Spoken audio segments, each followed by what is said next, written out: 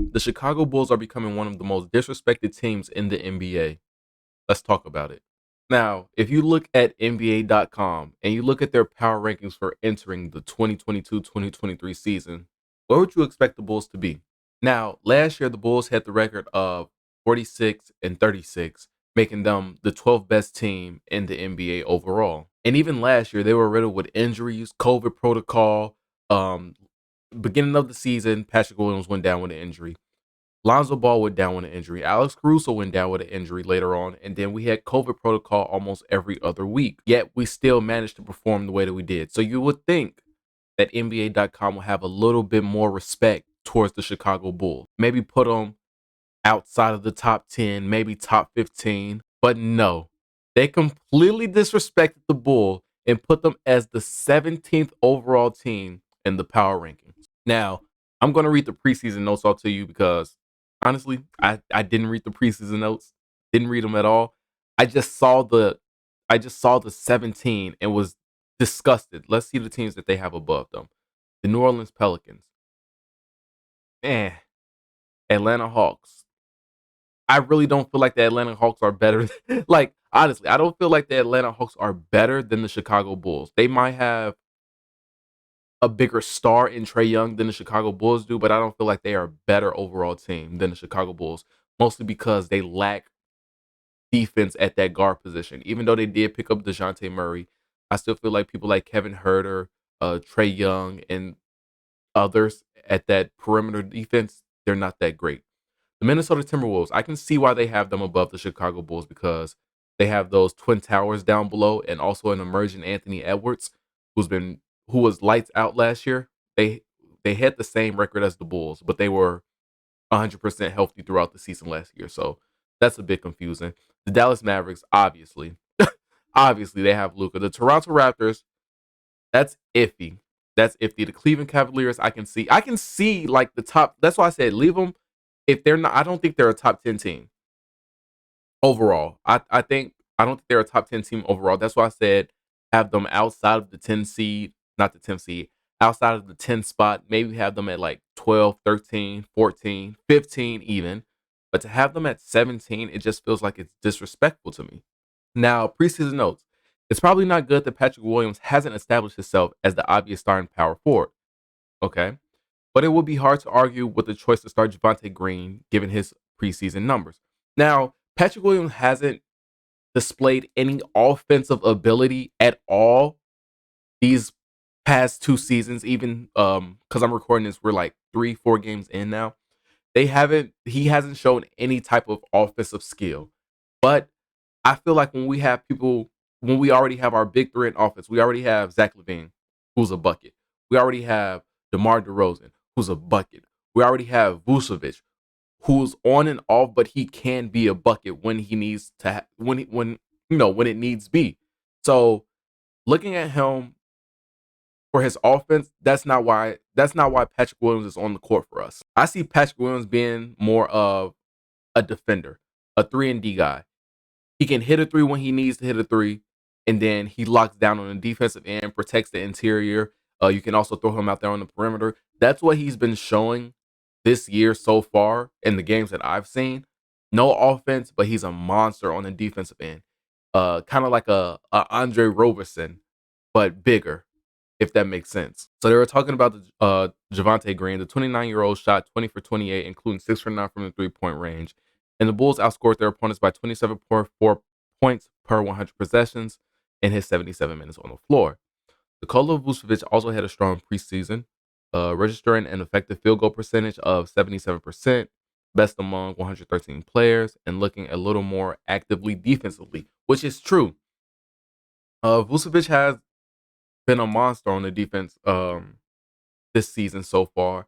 I think his last game, he had like 18 points, 20 plus rebounds, had a couple blocks. I mean, he's been, I wouldn't say he's been dominant on the defensive end, but I've seen a big improvement from what I saw in the 2021-2022 season. All right, so with what I just read, I can't see how they're number 17 overall in the power rankings. I just don't see it. Something else I wanted to point out, that last year's record of 46 and 36, it only happened because we were riddled with injuries and COVID protocol. Now, one of the things last year that had the Bulls at the top of the East by All-Star break was their amazing defense. We had great on-ball defenders in Lonzo Ball and Alex Caruso. We even had DeMar DeRozan and Zach LaVine stepping up a bit on the defensive end. And then off the bench, Javonte Green's defense was amazing, along with our rookie and Ayo Dosunmu, who's now starting now. I'll talk about him a little bit later. But those were our defensive anchors. We did lack on the interior defense a little bit with Nikola Vucevic, but I feel like we solved that problem this year with adding Andre Drummond. I don't feel Andre Drummond is going to be the end all be all of our interior defense, but he's somebody who can just put his hands up and contest the shot. And then you know he's going to grab either the offensive or the defensive rebound if he's in that area. So last year, our defense carried us through the first half of the season, but during that second half of the season, that's when we started seeing our guys drop like flies. Uh, like I said before, Lonzo Ball, Alex Caruso, COVID protocol. I even think Javonte Green was hurt at some point at the time in last season.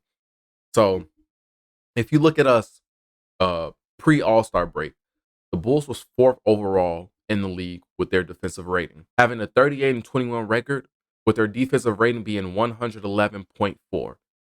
They were only fourth to the Phoenix Suns, the Golden State Warriors, and the Memphis Grizzlies. Now, if you look at those numbers, post All-Star break, we dropped down to the 23rd ranked defense in the NBA, with our defensive rating going up to a 117.9, and our record unfortunately being 8-15. So I feel like just having those power rankings without the extra layers, because it wasn't just like we were bad. We were the best team in the East at one point. We were on pace to win 50 plus games that season. If we weren't riddled with injuries, I feel like we could have made a deep run in the playoffs. But that's not something that they're going to mention in the power rankings. They're just going to say, oh, the Bulls had this record, so we're going to put them here.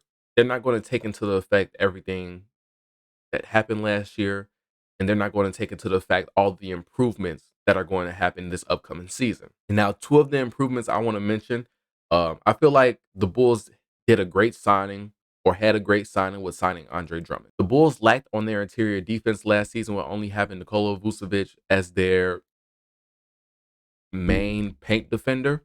And yes, I feel like Vooch is a decent defender. I feel like he can block a couple shots. I feel like he's tall enough to just be able to put his arms up and contest the shot. But Vucevic doesn't have that lateral quickness, or he doesn't have that type of vertical leap to be able to keep up with the younger guys who's continuously attacking the paint. Guys like Jason Tatum, guys like John Morant, even Trey Young, who can attack the paint. Kyrie Irving, he's so agile, he can make you look foolish if you pick him up on the perimeter and he drives to the lane, which you trying to defend him. And I feel like them picking up Andre Drummond, he's a bit quicker.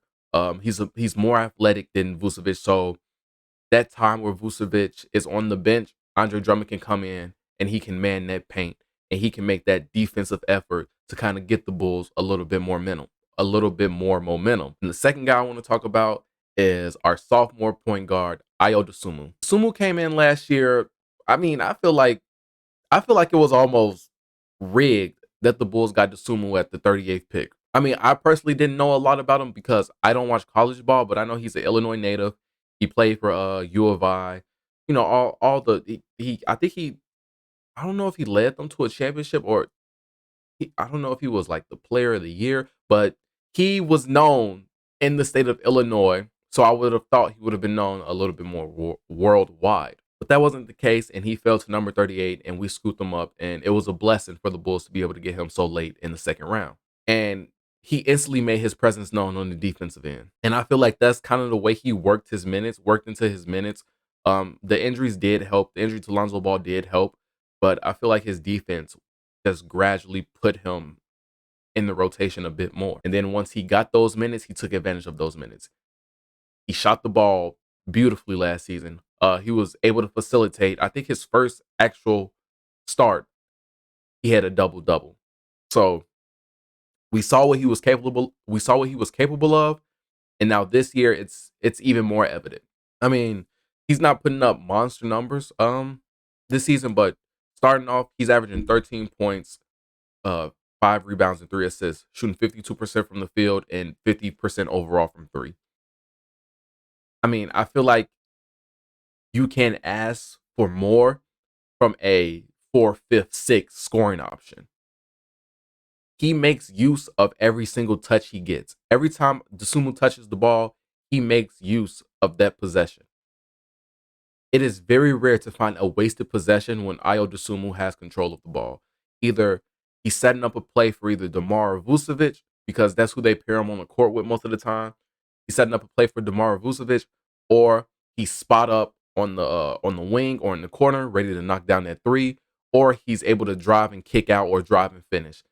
It's never a wasted position with Ayo when he has the ball. And I feel like that's going to be even more valuable when he's coming off the bench when Lonzo Ball comes back. So he can run with that bench unit. So he can run with Javonte Green and Andre Drummond. He can run the pick and roll with Andre Drummond and dish the ball to Andre Drummond, and Andre Drummond can score. I feel very excited for this Bulls team. And they've shown that their defense can carry their team. I mean, I'm even going to talk about last night's game. They went up against the Boston Celtics. They started off being down 12-0 in that first quarter, and I was ready to turn the game off. But that second unit came out there with Javonte Green, Alex Caruso, and Andre Drummond, and they went on a run, a godlike run, and it all stemmed from their defense. With the starting lineup, I feel like they are more focused on the offensive end. But as we saw yesterday, your defense is going to gradually build your offense, especially when you're at home. Because when the opposing team sees that their shots are falling, the crowd is quiet, so they're not really in their head like they should be. But when you lock down on defense, start turning those turnovers into fast break points, getting the crowd into it, it feels like a lid is over the opposing team's basket. And that's what we saw yesterday. The the Celtics started off hot. I believe they started off 8 for 9 from three in that first quarter, and then ended up going 18 for 49. And that's solely because of that second unit giving them that spark off of the bench and locking down on defense and getting into the Boston Celtics head. I mean, we were in their head so much we got their coach ejected and Grant Williams got ejected solely because our defense locked them down, and that allowed our offense to just flourish. So all I'm saying is please, please, please don't do the Bulls dirty this season. 17 is disrespectful. The Bulls were 46-36 last year on a broken team. So just imagine what they're going to do this year when everyone's 100% healthy. But hey, I don't know. Let me know your thoughts down in the comment section. And remember, take out the trash.